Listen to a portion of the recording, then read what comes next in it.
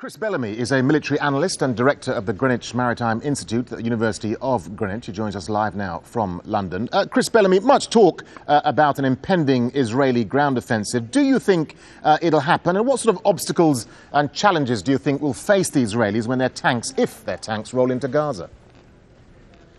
Well, calling up or authorising the call-up of 75,000 reservists is potentially hugely significant. The last time Israel went into Gaza, about 10,000 troops were used. Now, of course, they haven't called them all up yet, and they might not call them all up. They will be able to select from the people with the skills they need.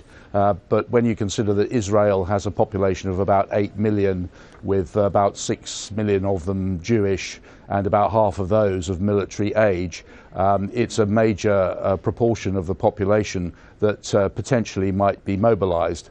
Having said all that, I don't think Israel wants to put boots on the ground in Gaza again. It's like people everywhere, boots on the ground is a terrible responsibility.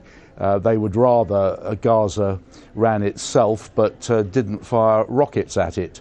So I think that initially this move is designed simply to impress upon Hamas that the Israelis are not happy, and to try and persuade them to stop these missile attacks. Yeah, I mean, questions are already being asked. How do you squeeze in 75,000 troops into a tiny place which is Gaza, 20-odd miles long by 6 or 7 miles wide? And the last time that happened, over 1,000 Palestinian civilians were killed. So a huge amount of bad PR as well. Yes, as I said, I don't think anybody would be thinking of deploying 75,000 troops in that very small, tightly populated strip of land.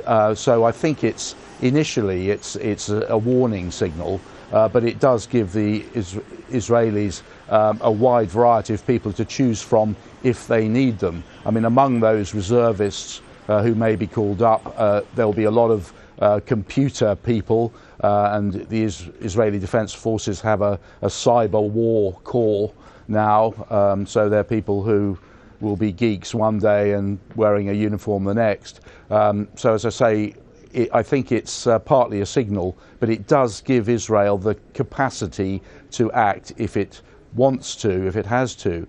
I mean, I don't think anybody wants a long-term occupation of Gaza. Maybe what they're thinking of is a limited incursion to take out the missile sites and to seize these missiles and then pull out again. But of course, that only the Israeli General Staff knows that.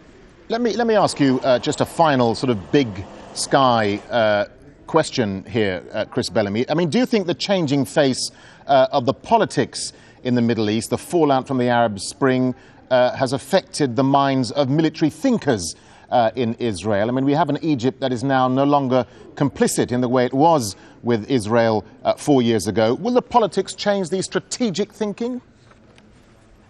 Yes, it must do, because war is an extension of politics, as Clausewitz said. I mean, 4 years ago, when Israel went into Gaza, Egypt didn't mind.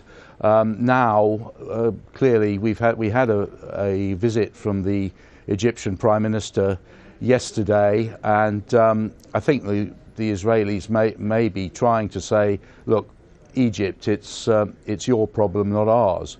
Another factor, of course, is the Israeli Defense Forces have traditionally been very concerned about Syria. Syria and Egypt together were the main adversaries in the 1973 war. Now Syria is absorbed in a civil war of its own, so Israel doesn't need to be too worried about them. If they did want to reoccupy Gaza, which I don't think they do, but if they did, now might be quite a good time to do it.